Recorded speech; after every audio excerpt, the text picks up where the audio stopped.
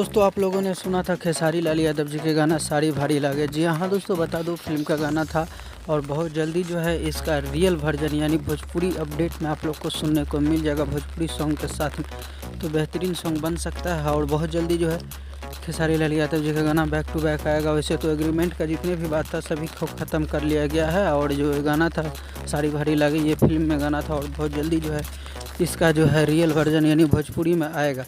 तो global music से बात चल रहा है और फाइनली आप लोग को बताना चाहूँगा दोस्तों कि खेसारी लाल यादव जी का जितने भी गाने हैं सभी को रिलीज़ किए जाएंगे और ग्लोबल म्यूजिक पर उसका राइट है और ग्लोबल म्यूजिक पे ज़्यादा से ज़्यादा गाना रिलीज होगा। बाकी बात जो अभी खुलासा नहीं किया गया है कि नया चैनल पे कब कब रिलीज हो रहा है। तो रहिए तैयार, जैसे ही पोस्टर आता है तो आप लोग को बताएं।